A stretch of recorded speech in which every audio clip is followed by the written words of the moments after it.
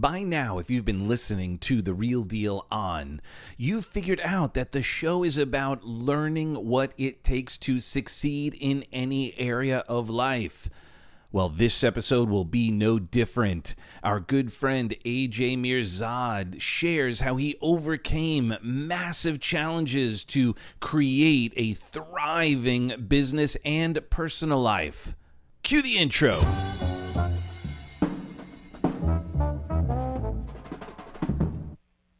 Welcome to The Real Deal, where we get real about what it takes to succeed. Whether it's wealth, health, relationships, or finding your purpose, we talk to the masters to uncover the secrets to defying the odds and creating your own rock star legacy. I'm Doug, and after working on multiple Grammy-winning records as an author, transformational speaker, and your personal translightenment coach, I'm committed to your growth and success. And now, here's the real deal. Today's episode of The Real Deal On is brought to you by the heart of NLP.org. Are you looking to expand your success in every area of life by understanding how the psychology of success works? Well, you want to dig into the heart of NLP and learn the science of achievement, the study of the subjective human experience. And we will be digging deep into that with our guest. AJ Mihrzad is the author of the best-selling book, The Mind-Body Solution, Train Your Brain for Permanent Weight Loss. He studied exercise, science, and nutrition due to his passion for health and earned a master's degree in psychology due to his fascination with the mindset of weight loss. His cutting-edge approach to permanent weight loss insists that the key to a healthy body is a healthy brain. His clients are walking proof that this is true. There are hundreds, if not thousands of them. His writing has also been featured in the Huffington Post, Men's Fitness, and Bodybuilding.com.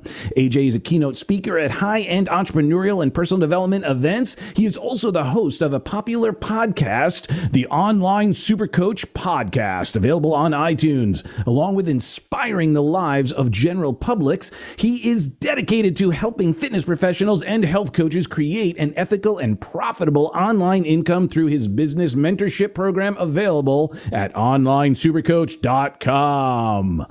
Ladies and gentlemen, Mr. AJ Mihrzad. Yay! Welcome. Woo!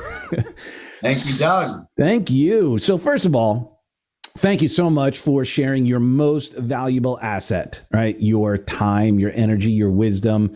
And we just chatted earlier. The goal here is just to share with people what's possible. And you are certainly a shining example of what's possible and creating and designing an incredible life.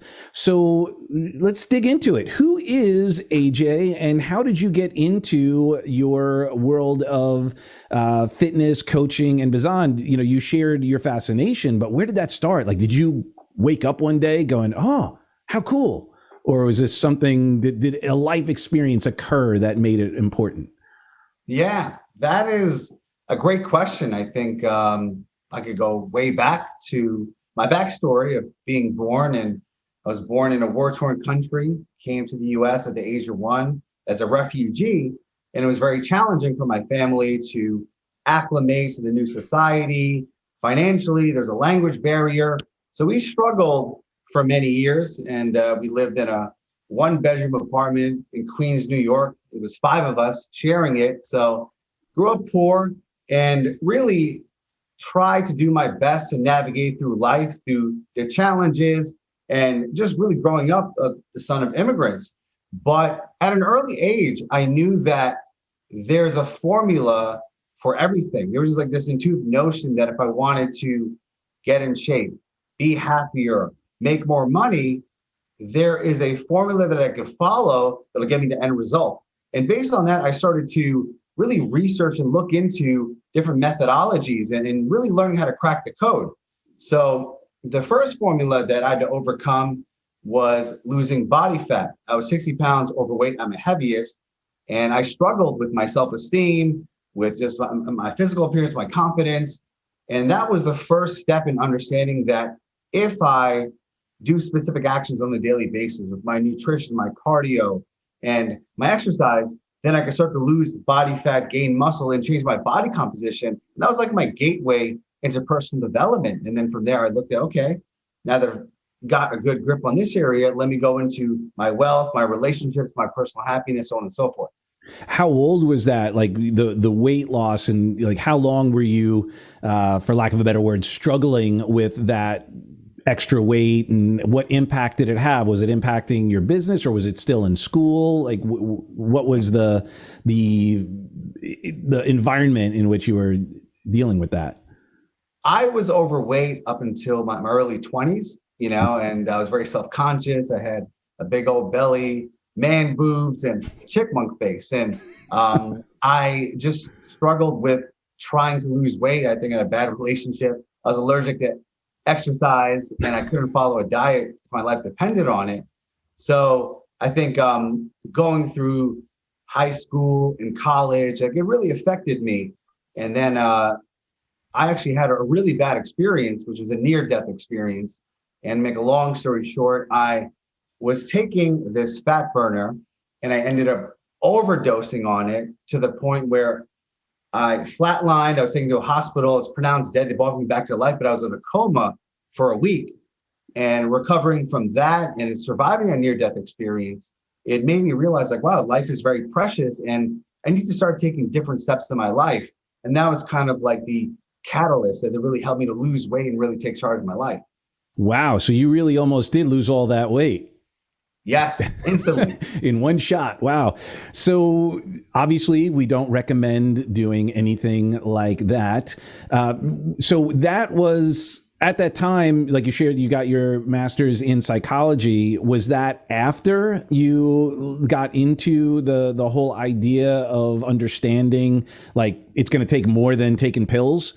Absolutely. Absolutely. At the time I was not a recreational reader. And when I was recovering in the hospital, the doctor that was helping me, he handed me a book, it was Eckhart Tolle's The Power of Now. And that was the first book I read outside of school, outside of recommending reading. And that book changed my whole mindset about the present moment, the ego, the human mind. And from that point on, I had a really big insight. And I said, wow, this is my mind that's causing this, all of these negative situations. And even prior to that, I was drinking a lot of alcohol, consuming drugs, just like really just self-destructive patterns. And that was like a big wake-up call. Reading that book made me want to get deeper into understanding how the mind works, and how can I now basically manipulate my mind in a positive way to start creating more beneficial changes. Love it. Going on the pathway of Eckhart Tolle, did you read A New Earth? Oh, yes. I'm a huge Eckhart Tolle fan, and I've read every single book and audiobook he's ever created. Okay. Yeah, I love it. I read A New Earth. I was flying, I think I was working with Tony at the time, and flying from New York to California, I read the whole book and I cried like half the way. Just, it was so touching. It's like, man, he's saying everything that I couldn't articulate around my relationship with spirituality and like going deeper into just being. So that's so cool. So you left when you went to get your master's, was your intention to maybe be a psychologist or do that for a living, or was it just out of curiosity, like, to feed that passion of understanding how the brain works? Yeah, just really that logical, formulaic mindset. If I just study psychology and understand how the mind works, the subconscious mind works, then I can use it towards my benefit, but also I could help people all around me, because I started to become a personal trainer, after I lost the weight. And I knew that there was a big gap from just giving someone a nutrition and workout plan. So if I could master the fundamentals of psychology, I could help myself and never get into that negative situation again, but also help other people with their own personal addictions. Yeah, so true. I mean, I certainly would recommend are you still training people personally, or are you doing more mentorship? Currently I don't do any personal training. I retired from that many years ago, but it's really just online coaching for the most part. Okay, great. So then when I say this, I don't have to worry about not, obviously you're you live in New York, so excuse me, people in other areas. But I would say that if you're hiring a personal trainer, definitely someone who understands how important the psychology is, that it's more than just, okay, do these reps, lift these weights, and eat this food. Like if you don't have that critical piece, you're not going to be able to maintain doing the work in the first place. So yeah, definitely. And I feel, I was thinking about that earlier today, actually, Doug. I feel like in just about every area of life, there's like a philosophy behind it, right? Let's say right now, all the rages in crypto and Bitcoin, right? And people just want, what coin do I buy? They just want the tactic. Tell me when to buy. And I look at it from a different point of view. If I want to master crypto and invest in it, I want to learn the philosophy behind it, understand the patterns and the dips and what these coins are created for, looking 5, 10, 20 years into the future. So I find that people that are fascinated with a mindset, a thinking pattern, and the deeper philosophy about a subject, they do far better than someone just given a tactic. 100%. And that's, so I'll use the example of when you understand the philosophy and you have a clear outcome, it's like a GPS, right? So what happens? What does the GPS do when you're off course? Yes, it reroutes you back on track. Yeah. And if we don't have the right psychology, we're not going to be able to get back on track because all we're doing is, square peg, round hole. Well, it worked at one point, so I just got to keep doing it. And that clearly isn't going to do that. You need that flexibility in psychology to have that strength to switch. Because I'm going to hallucinate as part of your journey. There were times when you had to do things that were counterintuitive. Absolutely. In the fitness industry, many of my greatest growth and success were doing counterintuitive things, right? So if I'm following a nutrition plan for, let's say, 90 days and I halt my progress, I'm stepping on the scale, it's not moving. I have two choices. I could push more in the gym, do more cardio, starve myself, and maybe lose another few pounds, or I could have a big cheat meal, carve up, do a refeed, reset my metabolism. Maybe I'll gain 5 to 10 pounds of water weight, but it'll reignite my metabolism. So I get back on the same diet and I start losing weight again with exercise, right? If I'm not making any strength gains and I'm feeling aches and pains, let me take a week off from the gym, rest and relax, and then come back. And, it's a counterintuitive that oftentimes gets you to keep making progress. That is like, that's why I love golf. Do you play golf? No, not a golf guy. Okay. Well, I'm not as much. I mean, I play a couple times a year. When earlier my first career in music, I was able to play a lot more. But it is counterintuitive in that when, as the example, like if you're not hitting the ball, like it's just shooting out all over the place. Actually, the lighter you swing, the straighter and farther the ball will go. And so you could just do a 3/4 swing or a half swing and the ball will soar. And if you try and crush it, oftentimes that's when you top it, that's when you hit it funny, and it doesn't go nearly as far. So I heard about that. Yeah. So it's understanding and having faith in the wisdom and knowledge that you've either hopefully acquired because you've hired the right mentors and coaches to give you that advice. Because I'm sure as a coach, you've had that happen where you've shared with one of your students or clients, hey, what about this? Why don't you try this? And like, no, and it's like the opposite of what one might think to do. Yeah, no, absolutely. I think when I was first starting my business and I hired my first business coach, I was very big on being an action taker and always being productive. I was single at the time and I just worked 8 to 12 hours a day, pushing. And then I felt super burnt out and was not making a lot of progress. And he said, AJ, do me a big favor. Take the next 7 days off. No reading, no business, no marketing. I just want you to have fun. Do not think of anything business or marketing related. And I was like, oh, wow. I mean, at the time, it was like, how's this going to work? How's this going to get me back on track? But of course, taking a vacation, taking time away from it, changing your thinking patterns, rejuvenating yourself, you come back fresher and more focused. Very similar to what you just shared with your diet. Absolutely. Yes. There's these universal truths that go hand in hand in different areas of life. So you got into personal training and you obviously were very successful at that.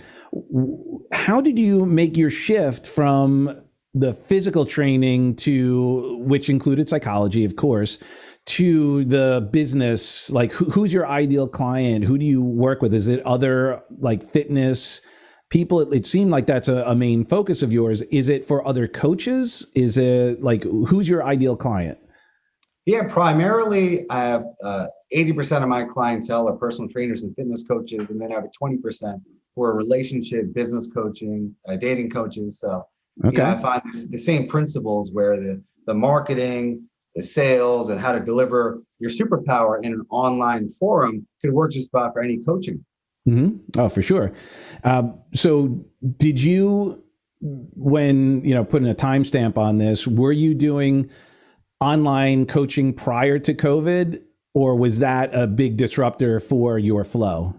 Oh, yeah. I've actually been online coaching since 2010. Great. And as I was mentioning to you, the first coach that I had, Chris McComb, shout out to him, he really gave me a new insight about online marketing. He was just phenomenal at online marketing, storytelling, using different automations. And at the time, I hired him to grow my personal training business. But then I realized that if I take on more clients, I'm just trading hours for dollars. I'm getting up at 5 a.m., working until 9 p.m. I started doing group training, still the same thing. And then it's this whole world of, if there is something like the pandemic or someone wants to take a vacation, you're not making money during those weeks. So I had to figure out a better way, because I also didn't want to be a personal trainer for the rest of my life. I did it for a decade. I was starting to get burnt out. And he taught me the principles of pretty much communicating the same value that you have in person through your marketing. Instead of sitting face to face with a person, selling one to many on a video, on a webinar, on a sales call, and really just being in a way that you leverage yourself. And I think the biggest hump and the biggest challenge I had to learn, because I was training people in person, very hands-on inside the gym. How do I now give the same level of value, care, and success while I'm doing it online using apps and technology and software? And is that how you're doing it? You use apps? Is that your... Oh, yes. Yeah. Initially, back then, there were really crappy apps and the software was very poor. And then over time, technology improved and apps got more efficient. And now there's a lot of wearable technology. I have an Oura ring over here. It tracks my activity and my sleep, and you have the Whoop band. But there's amazing things that you could track your client's progress, even using blood work. And there's so much great things out there. But as technology exponentially improves, then we have more ways of virtually coaching people all around the world. It's the Jetsons. Yes. We're doing that. So obviously, you're not doing trainings on camera like, exercise. You're helping the coaches who are doing that, is my hallucination, right? So yes, yeah, correct. So you're helping the coach build their online. So, man, you were already poised in a perfect situation once the pandemic hit, because you were able to sort of help, I'm sure, tons of trainers who were like, what do I do now? How am I going to help my clients? Absolutely. Doug, it was a very tough time and no one knew when it was going to end. Here in New York, gyms and personal training studios were closed for 8 months. So I think some people waited, 14 days to stop the spread. Then they realized this ain't going away anytime soon. So there's two types of people. One that just said, I'm going to wait this out and maybe just kind of live off my savings and just kind of relax until this is over. Or someone who takes charge and take initiative and they say, I'm going to hire a coach. I'm going to start doing research. I'm going to transition fully online. So the clients that I already have, I could bring them onto the online program, but also learn how to leverage myself, how to take these skills and market through the internet. And thankfully, in my business, we did well because a lot of people wanted to transition online, and the intelligent trainers and coaches, they hired me, hired other people like me, and they're able to pivot their businesses. And now many of them are strictly doing online coaching because they find that, one, nowadays, most people prefer virtual and online. And number two, it's a more scalable method than working, trading time for money. Yeah, that certainly creates burnout really fast. So if you're not scaling, you're back into just doing the same thing you were doing before, just not commuting as much. Exactly. Well said. So when we we're in you said you had kind of jumping quite a bit ahead because we want to talk about some obstacles. The pandemic may not have hit you as hard because you had the opportunity of coaches and you were already poised for that. But it seems like the universe provided you another opportunity to slow down or overcome or apply what you teach. So tell us about, what happened with that basically put you out of commission for a little bit. Wow. Gotta take a deep breath for this one, because last year I faced the most difficult, worst accident of my life. I was on vacation in Brazil, and 3 days into the vacation, I ended up slipping on a wet staircase. And upon slipping, my left leg shot back and I felt a loud pop and a deep pain. And I quickly realized something was wrong. I tried to stand up, my leg buckled underneath me. I'd never experienced this before. I didn't know if my leg was broken or what exactly it was. So when that injury happened, I was essentially paralyzed from the waist down for a few hours because it was such an excruciating pain. Finally, I got myself to the hospital, and the doctor told me that I tore my quadricep. It literally, the muscle detached from the bone, and it sort of rolling up my leg. It's something I never experienced my whole life. And from that point on, I knew my life was going to change in a dramatic way. This was actually late February, March of 2020. And I remember trying to leave Brazil. I had to have surgery, emergency surgery. I flew back to New York. And at that time, the pandemic was starting. But I realized, while we're all going to be, indoors because of the pandemic, I'm going to be pretty much, indoors because of this leg. So that accident really changed my life in a profound way. But at the same time, there were a lot of great lessons and insights that came from it. What was one of the first ones that you came to realize being hobbled, as it were? Yes. So when it first happened, I was in a lot of pain, a lot of discomfort. I couldn't walk, being a fitness-oriented guy. I was jogging every single day, going to the gym, and I couldn't move my body. And it was really affecting me mentally. I went into a deep depression when this first happened. And I remember just friends reaching out to me, similar to you. I have a lot of friends in the Tony Robbins community. And Tony Robbins has a great quote. He says, "Life happens for you, not to you." And that was like a mantra that I had, like, life is happening for me. What's good about this? I'm not going to get negative and say I shouldn't have went to Brazil, should have walked down that staircase. Why is this happening to me? I'm never going to be the same again. It's such a long recovery. All these negative stories. This is happening for me, and soon I'll find out the reason why. So oddly enough, when I was having my surgery, a few days later, I got a message from a lovely woman, going to Brazil. She's actually Brazilian, but she lived in New York. And she just said, I heard you went to Brazil. How's your trip going? And I said, you will not understand. This trip went really bad, and here's all the bad things that happened. And she felt sad about the whole thing and said, wow, you went to Brazil, you got hurt. I'm so sorry this happened to you. It's very tragic. You got hurt in my home country. I want to make it up to you. I know you're recovering from surgery soon. Can I stop by, bring some food, and keep you company? I said, wow, okay, this sounds great. Yeah. Visit, I'm lonely, I'm hungry, come on down, and that chance encounter, her coming to my house a few days after surgery, it was just magical. Like, I just connected with her in such a profound way. And from that point on, I was like, okay, now I kind of see why it's happening for me, because this woman came into my life. And a few days later, she came back. And a few days later, she, so all of a sudden we started dating, and it bloomed to this incredible relationship. Her name is Rafaela. And we've been together for over a year. Now we live together. And I realized, like, wow, if I never hurt myself during that accident, I would never have met the love of my life. Wow. And I'm going to also go out on a limb here in edifying that mindset. Had you not maintained looking for, how is this working for me, not to me, you wouldn't be in the right mindset, and you probably would have turned her off if all you did was, it's one thing to share, yeah, this crazy stuff happened. It's another thing if you're just stuck into woe is me and, screw Brazil and I'm never gonna, like, she'd be like, I don't want to, like, how am I going to be around this person? But your positivity and your willingness to look and ask that question, how is this supporting me? How is this open to something even better? Is tremendous, because the truth is, maybe if you hadn't gone to Brazil, you never would have even met her in the first place. This whole situation wouldn't have happened without it. Absolutely.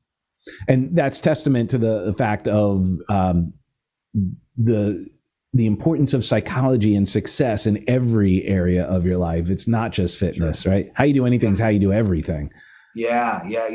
Growing up, I was extremely pessimistic, and I feel like that negative mindset attracted a lot of negative experiences. And I would complain, and I was this victim, and I never really got anywhere in life, because I just attracted other victims. We just got in a group of complaining together, and our life just got worse and worse and worse. And then I had that near-death experience where I was in a coma, and I kind of felt like I got a second lease on life. And at the same time, understanding psychology, understanding that I had to make a perspective shift, that good things are coming and this bad thing, one door closes, another opens. And what's good about this, all these little reframes and tricks that I learned throughout the years started really changing my reality.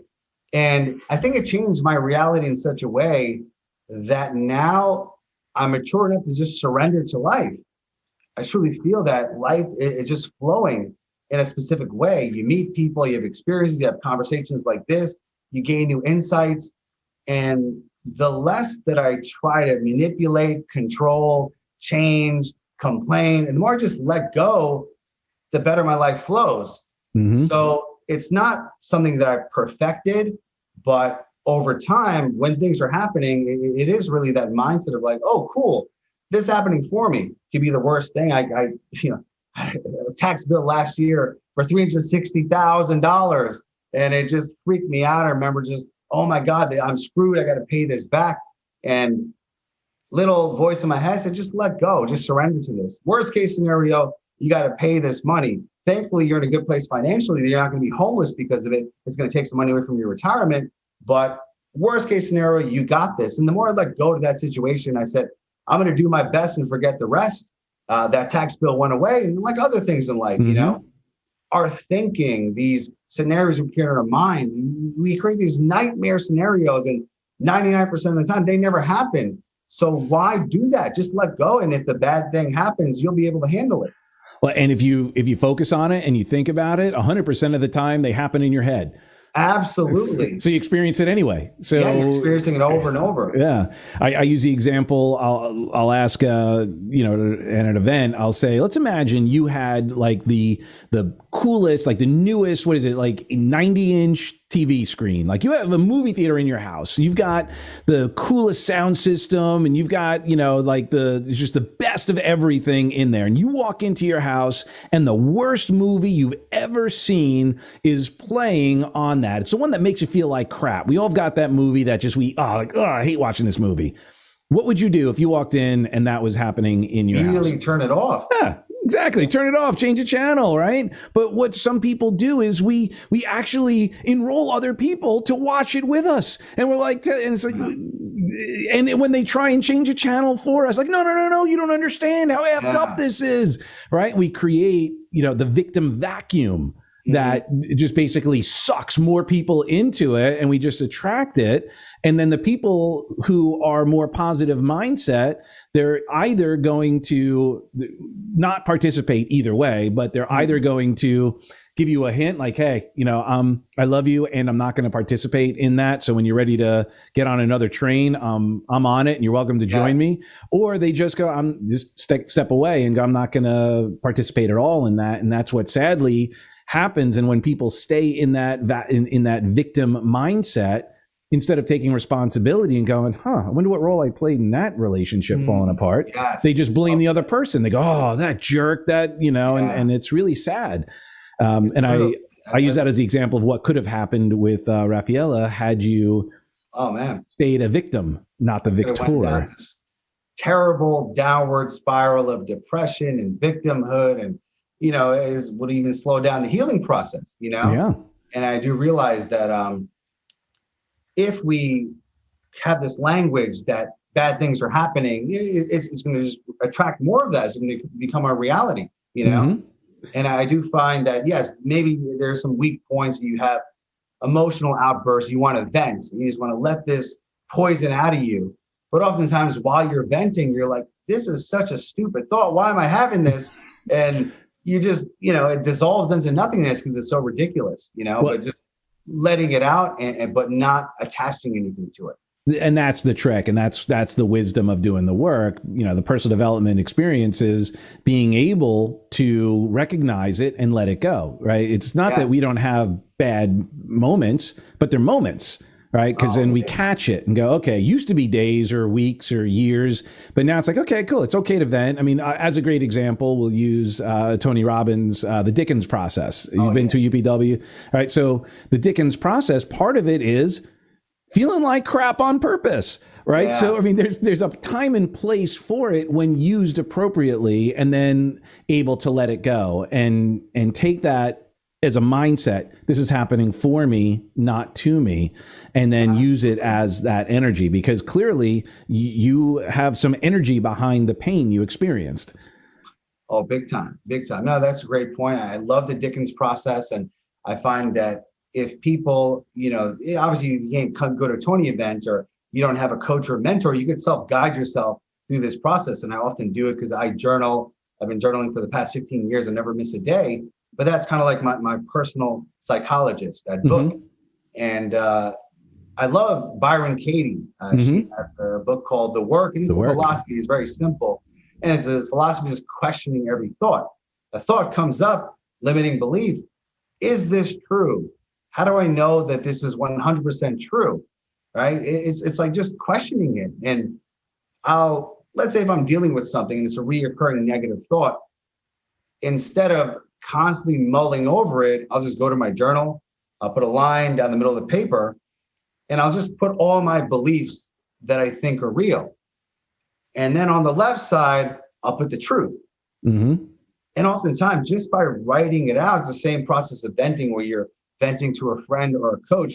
You realize how utterly ridiculous it is, or going to the worst case scenario, and then just speaking the truth of it, right? So as a business owner, you have a bad month of business, and oh my God, I'm going backwards.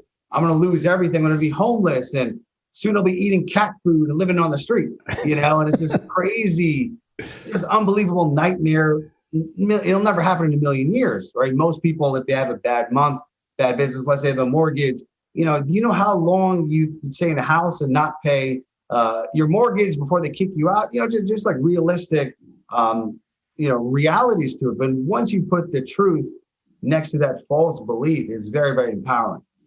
And did you get into that exercise when you went to psychology, or when you started getting into personal development? Like where did those practices start to come for you?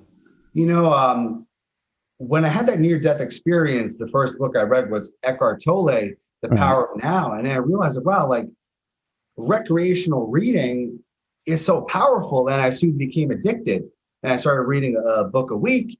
And I was just devouring every single book I could find about personal development, mindset. For that first year, I read 30 books, and it just compounded over time. And each book I read just gave me a little shift in perspective, that little insight. And I realized, like, wow, I'm learning so much from these books, and it's really changing my philosophy on life. Before that time, I was programming myself in a very negative way, very closed-minded way, very victim. Woe is me, I'm never going to win. And book by book, journal by journal, I'm reprogramming myself, and it's giving me a new outlook and a new philosophy on life.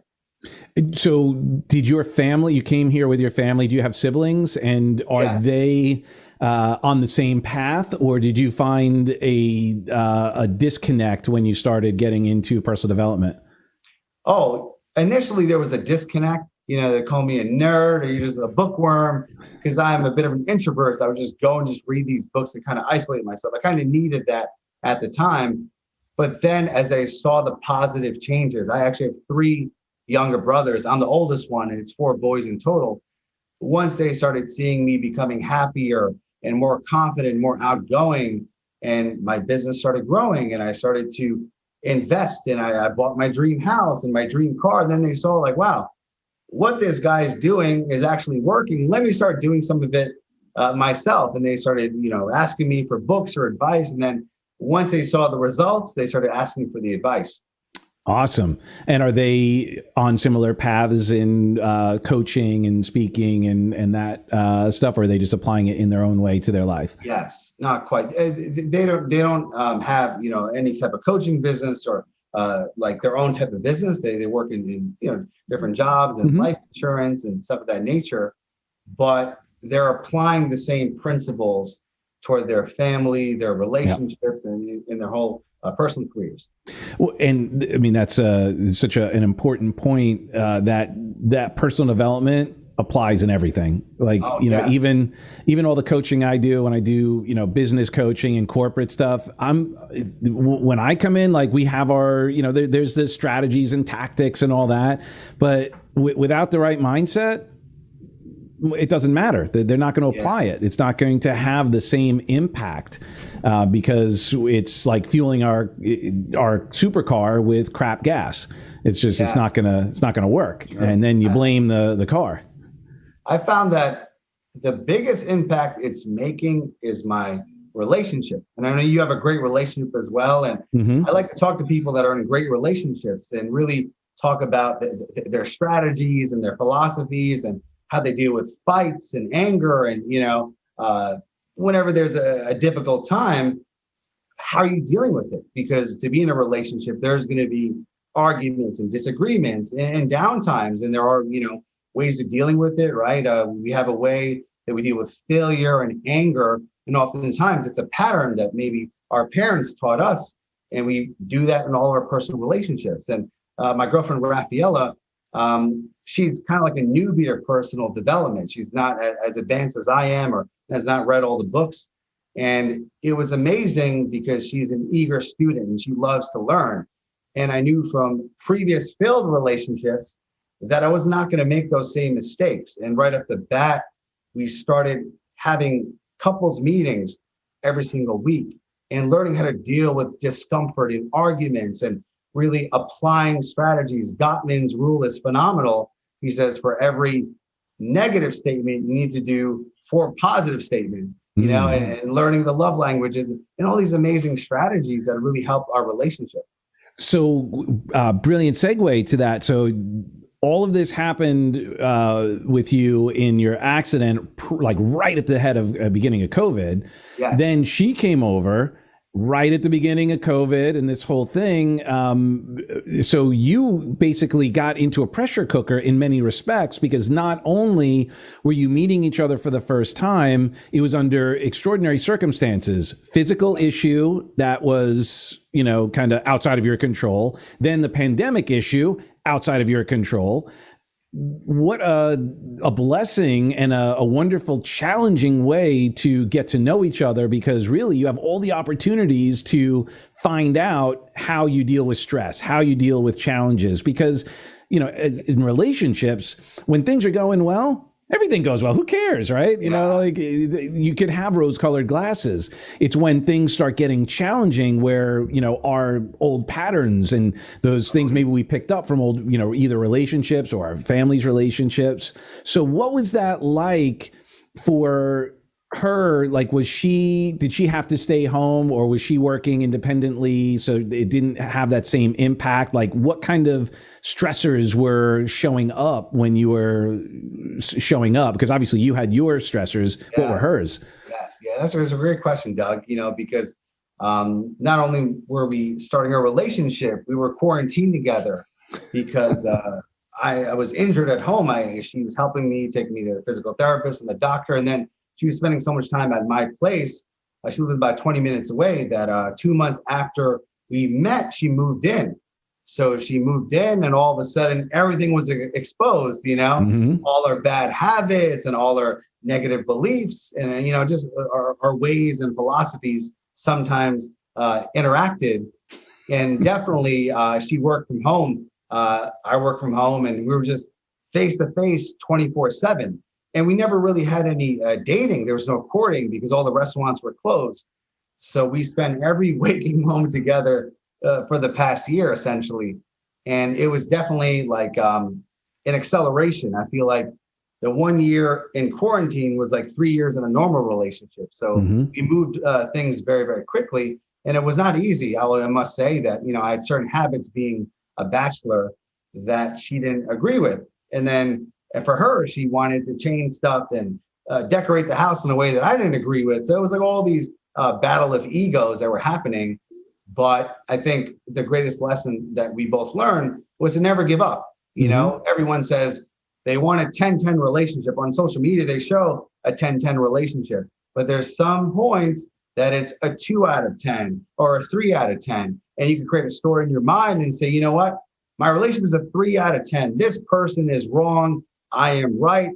I'm going to leave them and find a new person. I'm going to leave them. I'll be single and I'll get to have so many options. Then I'll finally find my dream partner.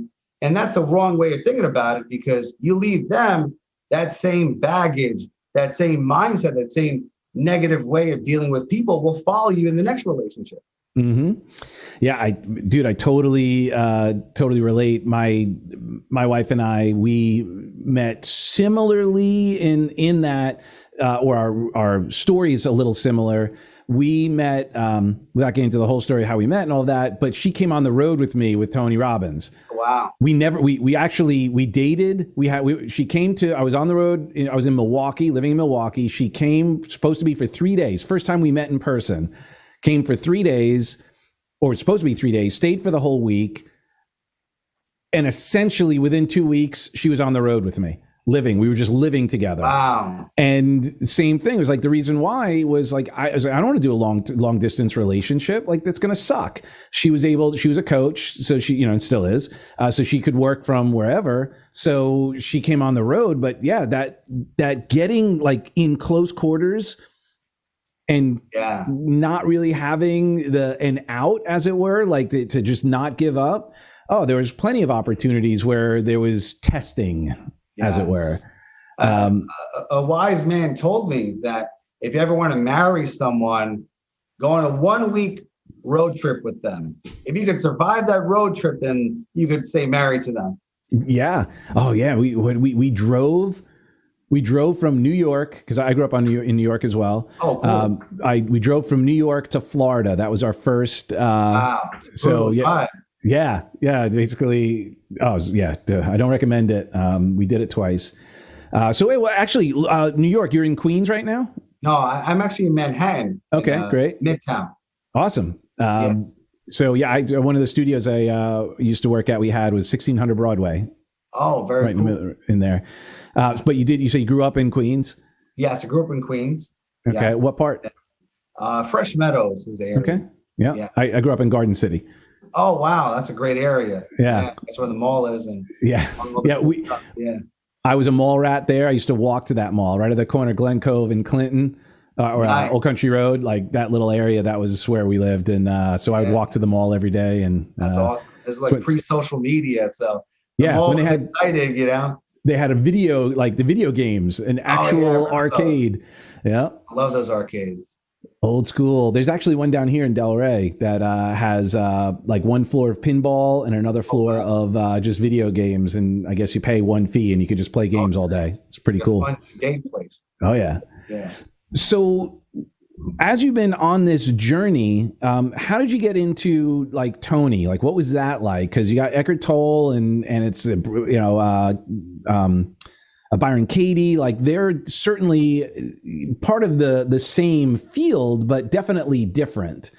How did you get into Tony, and what was that like, going from sort of the more somewhat emotional, intellectual approach to Tony's like off the chain, energetic approach? Yeah, it's a great question. I never really immersed myself in Tony Robbins' work. I watched some videos with him and I read little excerpts of his books.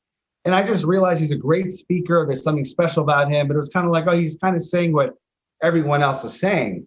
And then around 2015, actually, I had a student who signed up for my program. He wanted to build an online fitness business. His name was Eli Wilhide. You may know him. Of course. Yeah. We work together. Yes. Yeah. He does an FSR, and he was building his online business at the time and doing sales for Tony Robbins. And it was super nice and cool of him. He invited me to a UPW in Florida. And he said, you got to come to this event. I'm going to give you a comp ticket. Come experience it. And I said, okay, what's the big difference between seeing his videos, reading his books? What's so special about a UPW? This was like 5-6 years ago. And I just intuitively felt like I had to experience it.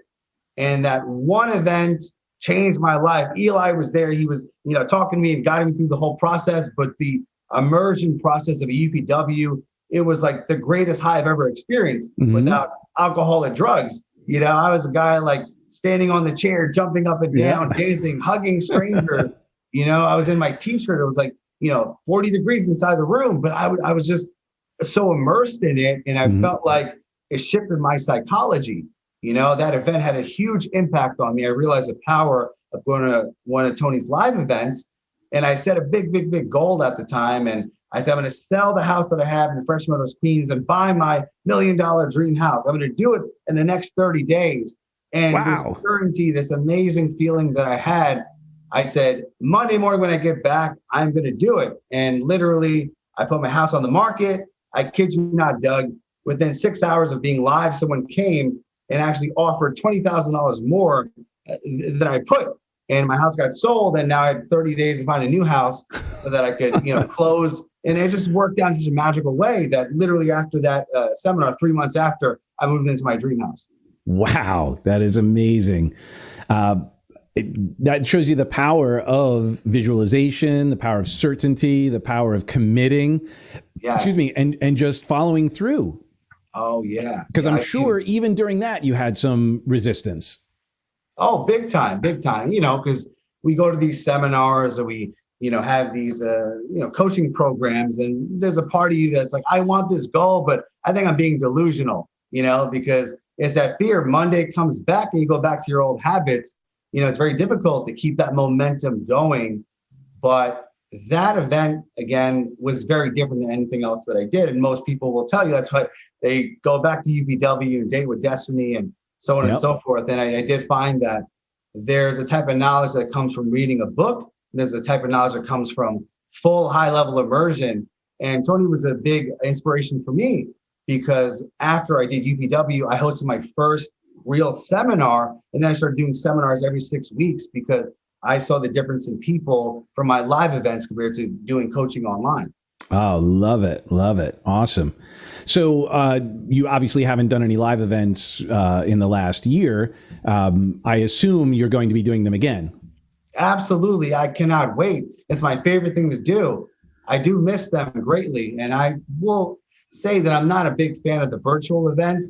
I've attended many, and I kind of did a mini half-day one myself, and it's not the same. So I'm just old school. Like I like the hugs and the high fives and just the energy being around people. So once things get better, I can't wait to have another big live event. Love it. Well, we're open down here in Florida. So if you want to come down here, let's do one. Let's go with Eli. And I know he's doing one. I'm doing one in Orlando coming up soon. So where are you located, Doug? I'm actually about an hour north of Eli. I'm in Palm Beach. Miami, and so you're in Palm Beach. Palm Beach. Okay, got it. So I'm like 7 miles from Tony. Tony's just like on the water and I'm 7 miles back. Oh, sweet. That's a beautiful area. Yeah, indeed. So live events. You saw that there was a great picture that you had shown. Was that an event right before the whole thing went down? Or yeah, that was an event in 2019. Okay, amazing. So 1,000-person event. It was life-changing. Thankfully, I had that pic to prove it. Right. So where was that? That was at my friend Jason Capital's event. It was a higher status summit in Newport Beach, California. Okay, right on. Yeah. So when you're for your events, what is the goal? So let's get people excited about an event coming up for you. What would what would be an event that you would be putting on, that you're going to be putting on, that people are going to be excited about? Or will it be like doing a joint venture, like, coming and doing stuff with me and Eli, or, like what is your ideal event? I love all types of events. Actually, Eli and I did an event in LA. Oh, great. 2 years back. It was really awesome. I'm down to do an event with you and anyone else who wants to collaborate. I'm down for that. There's something special about collaborating on a joint effort event. And I think that, any event, whether it's solo or with someone else, for me, the greatest satisfaction is the breakthroughs. I live when someone's eyes light up. Like, that's all I look for. Mm-hmm. When I'm sharing a concept or I'm doing an exercise or someone else is teaching something and you see their eyes light up, like, holy cow, the paradigm just shifted right there. And at my events, I do a lot of experiential exercises. I'm a big fan of that. And having people cooperate with each other. And I always say at my events, I never want to be the teacher. I never want to be the guru. I'm just a facilitator. I just like to walk in, feel the energy. I definitely have a plan and structure, but from there, take people on a crazy emotional roller coaster until every single person in that room, once their eyes light up and they get the shift, then I've done my job. Love it. That breakthrough is so important. I actually went and I got certified by the company and the people that certified Tony nice. Firewalks. So I do firewalks and glass walks and hour breaking and board and all fire eating, all of those, because that adds such a visceral experience. Like you just shared, like experiential is so important. That's why Tony's events are so powerful, because it's an experience. It's not like a didactic lecture where you're coming in and learning tactics and strategies and you're like, okay, whoop-de-doo, right? But when you have an ownership, that visceral experience, it gets in our cells. And then it's like, I could do this, which is why you're able to, within 30 days, sell your house and buy your dream house within the 3 months, be moved in. That you just don't think about. Like, true. You've got to own the possibility to follow through to make it happen. Absolutely. I think the best events are when you walk in with one mindset, but you walk out with a whole new philosophy on life. You just like enlightened, you're like, wow, that shift is now going to change the trajectory of my life. Yeah. That's why I got into it. My first career was in music.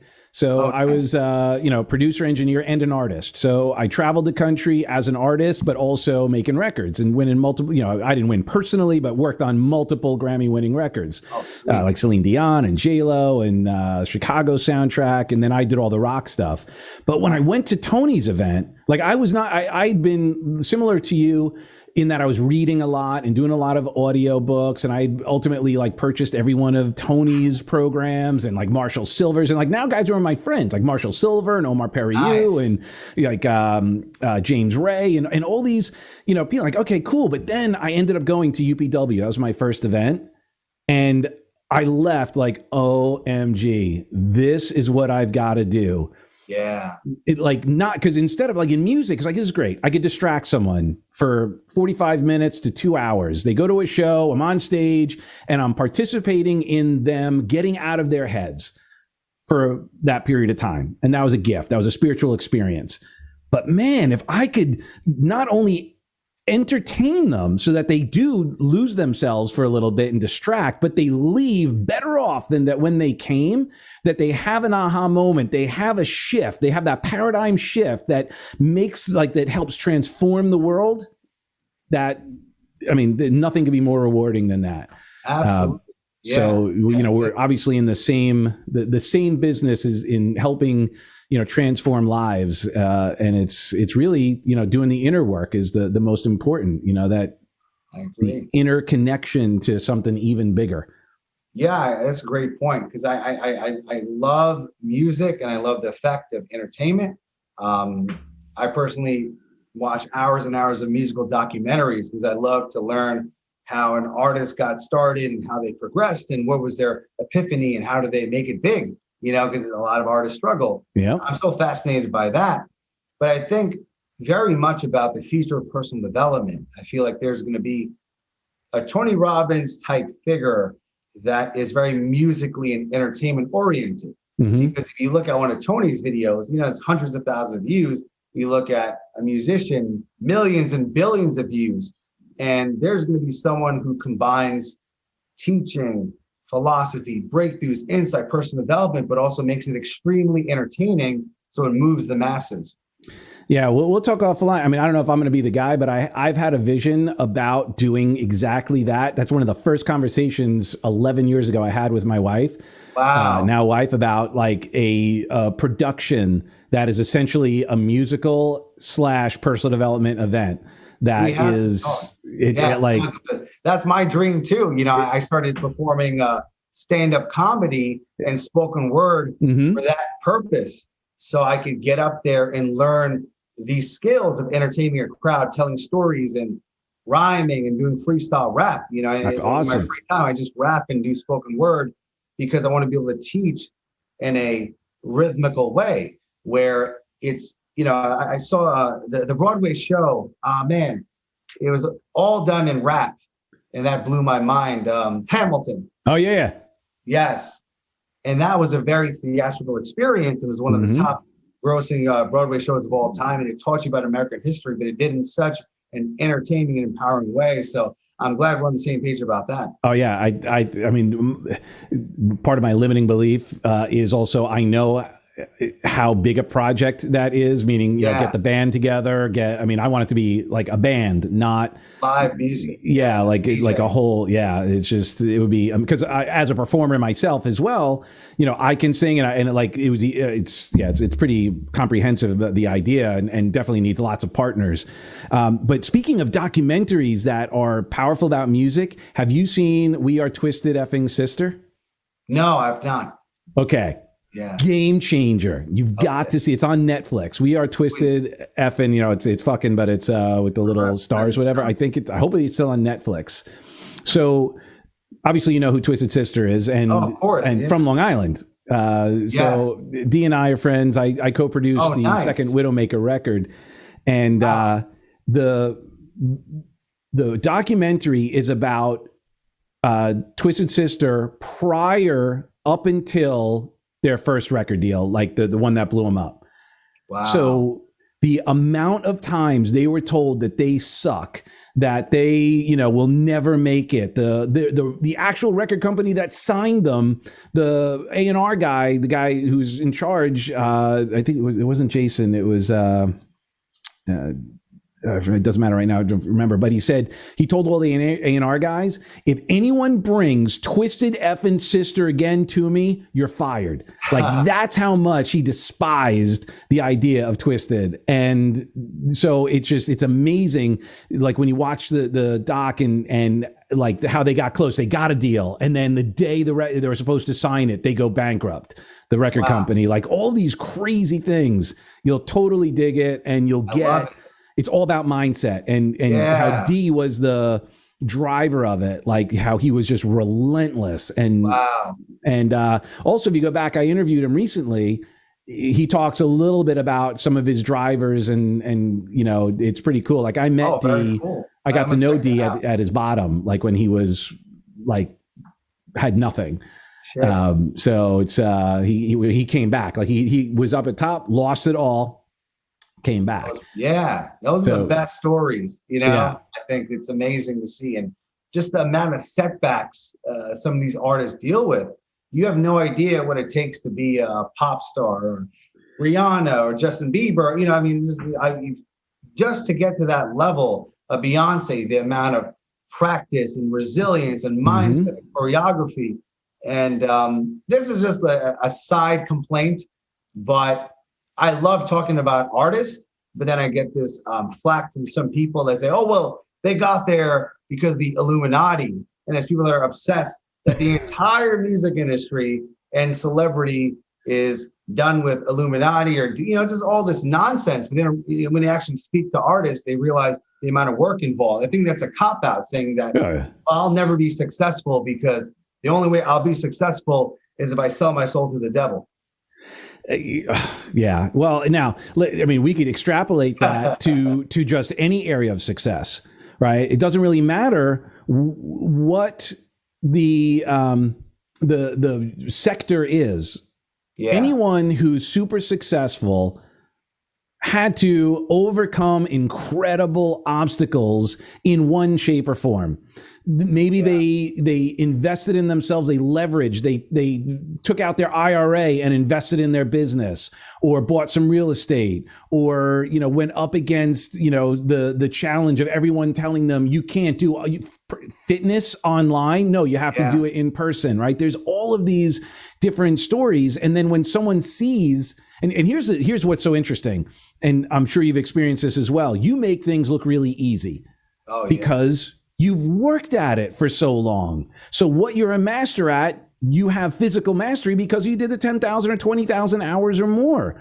So it looks easy for you. So someone who's just starting out is like, oh, well, he has natural talent, or, he must be part of the Illuminati, or, whatever it is, instead of going over. Yeah, and I actually had to step up against my biggest demons, which was myself, A, and then B, all the work that I had to do all those times when I didn't feel like going to the gym, or I didn't feel like, challenging myself to try a new program, or, hire a coach, or all of these things that people they forget, or they don't want to give value to that. And it's, I realize we're kind of opening up Pandora's box of a deeper psychology on the challenge of victimhood, that it's like using external circumstances to blame why we haven't overcome.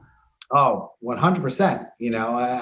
I take responsibility for everything in my life. If it's going to be, it's up to me. And I'll kind of extrapolate on that, because you discussed the power of resilience and pain tolerance. And I remember when I had my first 7-figure year, I had a dream of joining Joe Polish's Genius Mastermind. It's called the 25K group, meaning you got to pay $25,000 to be a part of this group. It's $1 million, starting, but there's people in that group that have $1 million businesses, $10 million businesses, $100 million businesses, and a few billionaires that meet in person. And I knew the only way I could get to a higher level is being that proximity of very successful people. So about 6 months into the mastermind, I was having all these perspective shifts, and it was really changing my life in a profound way. But crazy enough, I went through the worst 3 months of my life financially. At the time, my house got burglarized. Ooh. 30 days later, I lost a major business that I had with a partner who screwed me over. No contracts. He just kind of, embezzled all this money. 1 month later, my house burned down. It was just like, you could not make this up. It was as if, my life was just going downhill in a very negative way. And it was all financially and material related. And as I was going through this, I was very public about it on Facebook. Joe Polish, the founder of the mastermind, he said, there's a meeting next week. I want you to be there. You're not scheduled to be there, but please come. We want to help you because you're a part of this mastermind. And I said, wow, I don't know if I want to go, because I got to deal with this, house being burnt down and all the crazy stuff that happened to me. I was in a really bad emotional state. But I remember intuitively that I had to go to that meeting. And in doing so, Joe, he's such a great guy, such a big heart. He started off the meeting sharing my story, those worst 90 days that I went through. And then one by one, every single member in that mastermind shared a personal story that I felt was way worse than where I was. Right. Dealing with bankruptcy, their spouse stole all their money, their child passed away, they dealt with terminal illness, and they talked about all of these things that they overcame.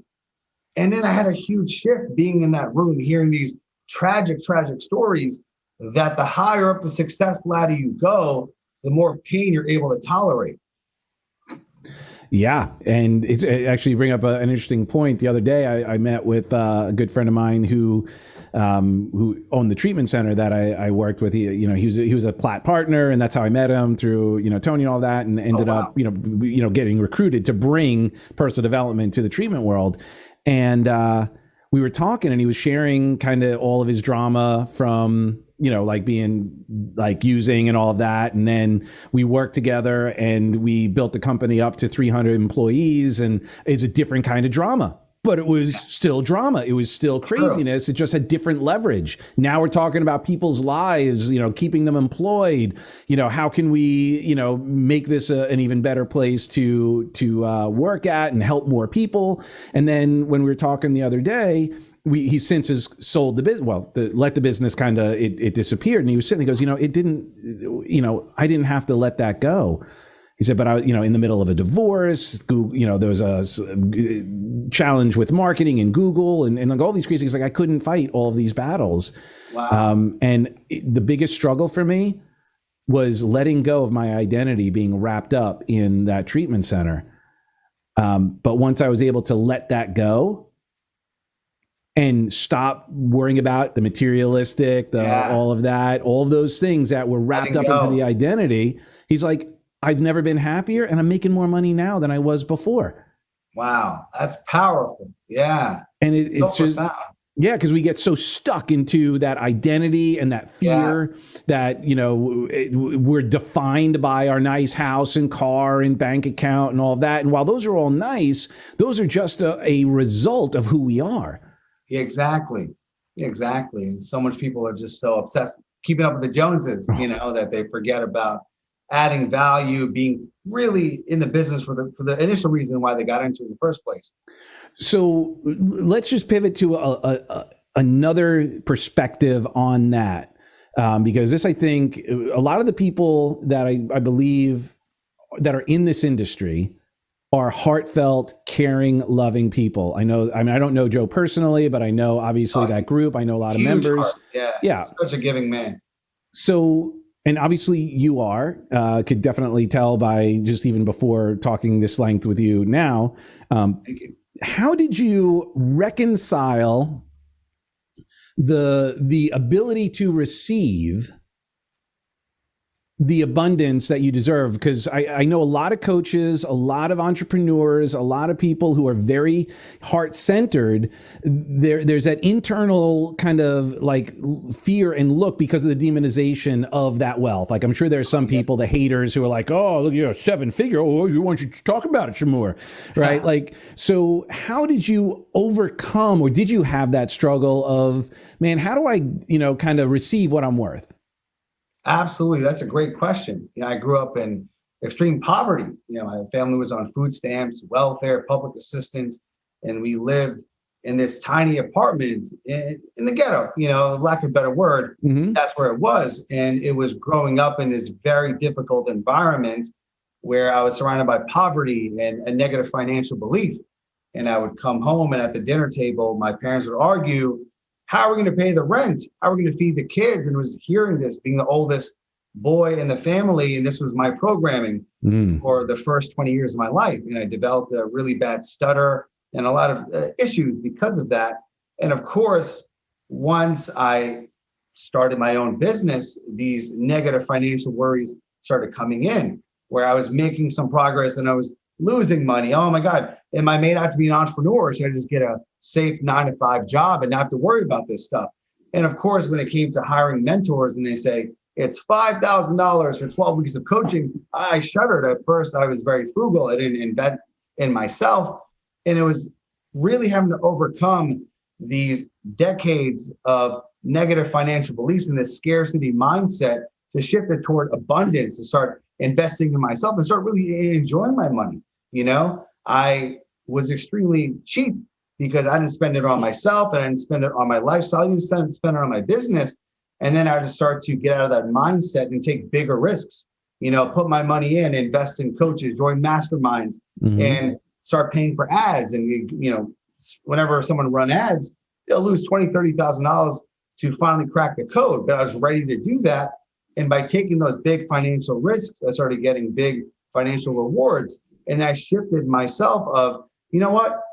I'm not going to live forever. I'm going to enjoy my wealth. I'm going to spend it. I'm going to invest in it at the same time. Buy my toys. I had a dream car of a Bentley. I want to buy this car. I want to enjoy it while I'm young, not wait till I'm retired and 70 years old and drive it. I want it now. And I want to live an amazing life of traveling and flying first class and giving my family vacations and experiences.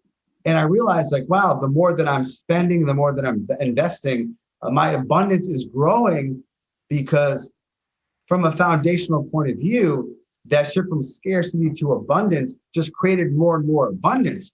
And it's a term that people say, the rich get richer and the poor get poorer. I mean, it's true. I'm not going to lie, because once I started to crack the code of wealth, I just started creating more and more abundance, Yeah, I mean, going down that, the truisms that are in the Bible and these old teachings, I mean, they're lessons that are, they are laws of nature. It's not just that the Doug, sorry, I wanted to interject in that, but what's your case on the truism that a man has an easier way of going through the eye of a needle, a wealthy man, that term. Yeah. It's easier for, what is it? It's like, oh man, a camel to go through an eye of a needle. Yeah, and a wealthy man to go to heaven. Yeah, but what that was, I mean, there actually is a little bridge that is that you walk through, and it's about humility.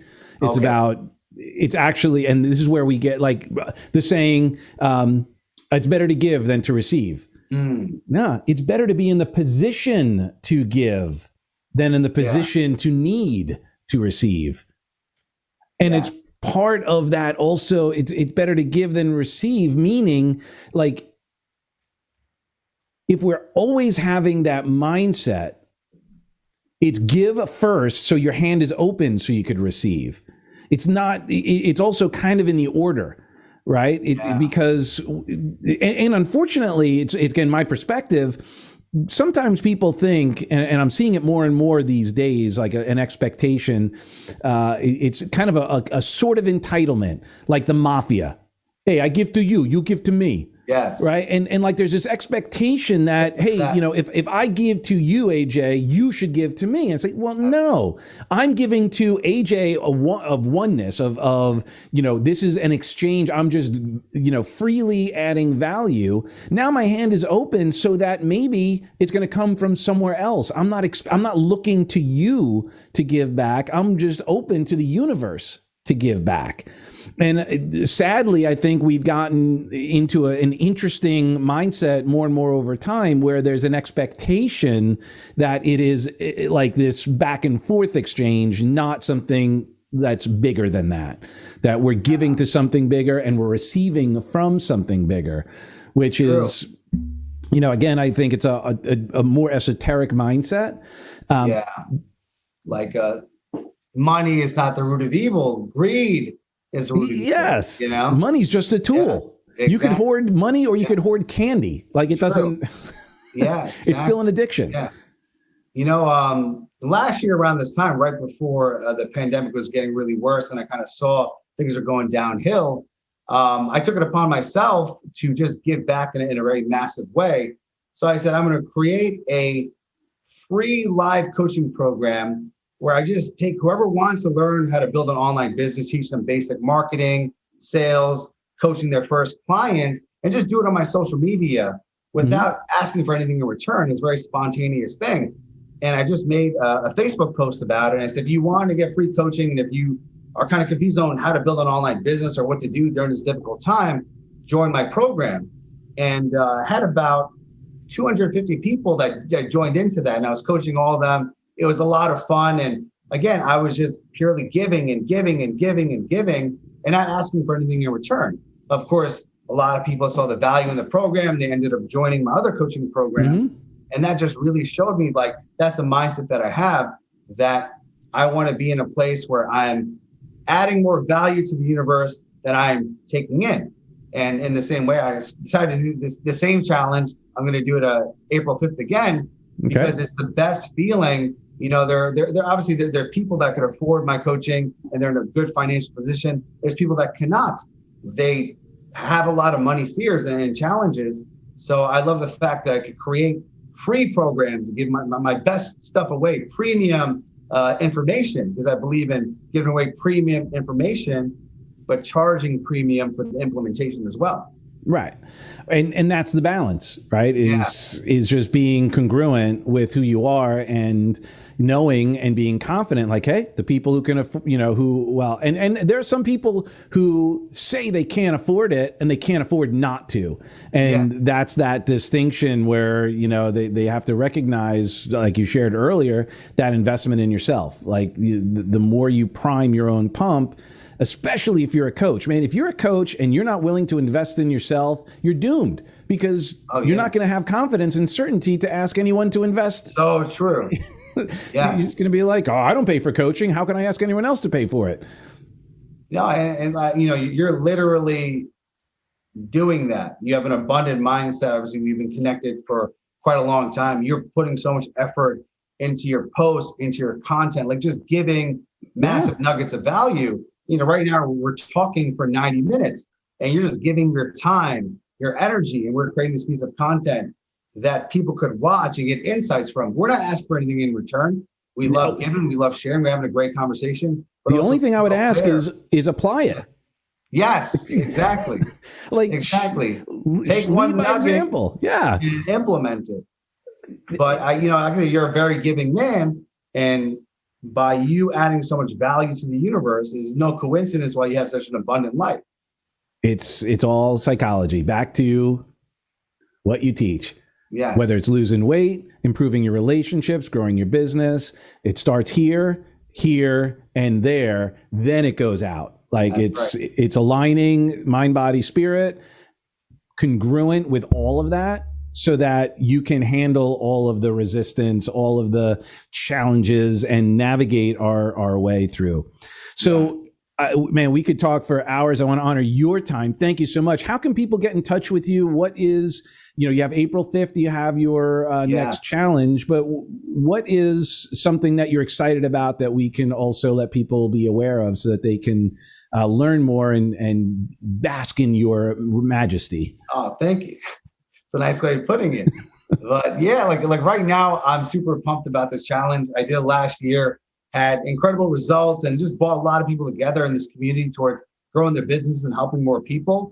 And if you're listening right now, you want to jump into that, you go to onlinesupercoach.com/7. And you go there and it's a page about the challenge. It's totally free. Jump in. It's going down April 5th, 2021. And you just got your email, you get all the information and the whole details about that. And that's my main website too, Online SuperCoach. So when you go there, you'll get to see my other work, my other programs, my podcast, the books I've written, my live events when they come back again. And I'm pretty approachable on social media. I'm sure you are as well, Doug. So absolutely. You just, Google me, add me on Facebook, send me a message, and I'll reply back. Beautiful. Awesome. Well, dude, thank you so much. I love you for who you are and who you aren't. And you're definitely a shining light, adding tremendous value. And I'm blessed to know you and share this time with you, and look forward to rocking with you in the future. It sounds like there's going to be even more fun to be had. Yes. Appreciate you. Thank you. This is awesome. This is a great way of just, collaborating on a great conversation, but also adding value. And I'm going to hold you accountable. We have to have a conversation about that musical event. Yes. Because it just sparked that passion in me again. It's something I would love to talk to you about, because we have to make this happen. Definitely. And your homework will be We Are Twisted Effin' Sister. Yes. I wrote it in my to-do list. I'm going to watch it this evening. Awesome, brother. I appreciate you. And let's keep the flow going. Likewise, Doug. Awesome, brother. God bless. Thank you so much for stopping by and hanging with us. And remember to subscribe wherever you listen to your podcasts right here. And we look forward to serving you even more. Remember, download your free guided hypnotic meditation at guidedhypnotic.com. That's guidedhypnotic.com, where you'll get your free anxiety-busting meditation. We look forward to serving you, and if you have any questions, comments, please feel free to reach out. All right, we love you for who you are and who you aren't. God bless.